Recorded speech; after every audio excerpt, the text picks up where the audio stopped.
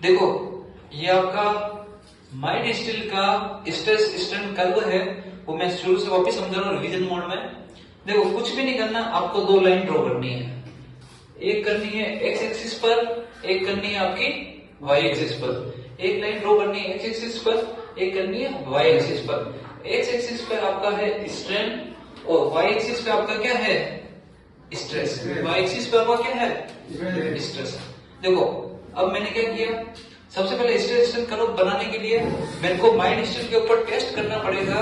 जो टेस्ट के लिए जो मशीन यूज करता हूं उसका नाम है UTM machine, universal testing machine.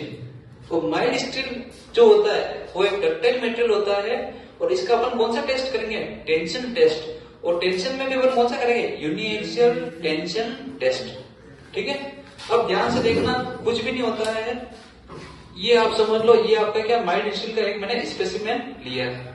लेने के बाद मैं क्या करूंगा, एक आपकी यूटीएम की मशीन है, मशीन के दो जार लगे हुए हैं, उस जार के बीच में क्या करूंगा, इस माइल्ड स्टील के सैंपल को मैं फंसा लूंगा।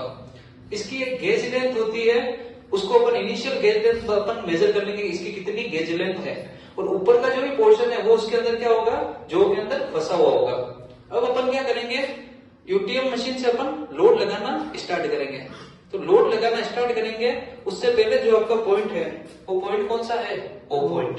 अब मैंने जैसे जैसे लोड लगाया, लोड लगाया, लोड लगाया, लोड लगाया, तो आपका एक ए पॉइंट आया। ठीक है, देखो ये जो डायग्राम है इसे समझने के लिए एक्चुअल में जो आता है वो थोड़ा सा अलग आता है। ठीक है, तो ओ से ए तक गया, ओ से ए तक आपकी कौन सी लिमिट है, प्रोपोर्शन लिमिट। ये ऐसी लिमिट है जहां पे मैं वापस लोड हटाऊं तो मेटल अपनी ओरिजिनल पोजीशन में आ जाएगा, कोई भी डिफॉर्मेशन नहीं होगा।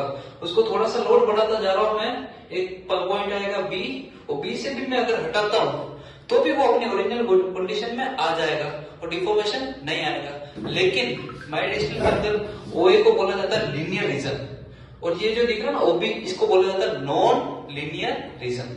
अब मैं क्या कर रहा हूँ, जैसे जैसे लोड बढ़ा रहा हूँ उसके अंदर डिफॉर्मेशन स्टार्ट हो गया है। डिफॉर्मेशन के अंदर आपके दो पॉइंट मिलेंगे आपको, सी पॉइंट और डी पॉइंट। सी पॉइंट को मैंने बोला है अपर यील्ड पॉइंट और डी पॉइंट को मैंने बोला है लोअर यील्ड पॉइंट। अब मैंने आपको बताया यील्डिंग का मतलब क्या होता है, यील्डिंग का मतलब होता है उस मेटेरियल के अंदर क्या होता है, डिफॉर्मेशन जस्ट स्टार्ट हुआ है। अब आप ध्यान से देखना, डिफॉर्मेशन स्टार्ट हुआ सी पॉइंट और डी पॉइंट। सी है आपका अपर यील्ड पॉइंट, डी है लोअर यील्ड पॉइंट।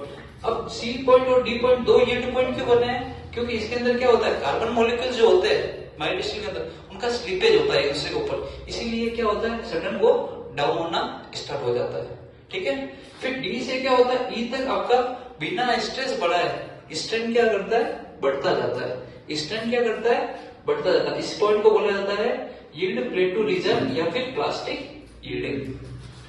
ई के बाद क्या कर रहा हूँ, स्ट्रेस वापस बढ़ता जा रहा है, स्ट्रेन भी आता जा रहा है, और एक ऐसा पॉइंट आएगा जो उसकी क्या होगी, मैक्सिमम स्ट्रेंथ होगी। उस पॉइंट को मैंने बोला है एफ, और उसका क्या नाम है, अल्टीमेट स्ट्रेंथ पॉइंट। एफ के बाद क्या होगा, एकदम से उसकी स्ट्रेंथ या इसके ऊपर जो लोड लगा रहा है, ठीक है, उसकी जो कैपेसिटी है वो अचानक से घटना कम कर देती है, और एक पॉइंट आता है जी पॉइंट, उसके ऊपर क्या करता है, अचानक से वो ब्रेक हो जाता है। ये आपका देखो सिंपल है, इसको ध्यान से देखना। ये ऐसा था आपका, तो यहां से इस तरीके से कप एंड कोन टाइप का शेप बन के वो एकदम से टूटता है, ब्रेक होता तब। और कितने डिग्री एंगल बनाता है वो, 45 डिग्री एंगल बनाता है। अब ध्यान से देखना, ओ से मैंने डी तक, ओ से डी तक, ठीक है, आपके अंदर कितना स्ट्रेन आया, आपके अंदर आया 0.12%, और आपका डी से लेकर आपका ये आपका कहां तक था, ये यहां तक था।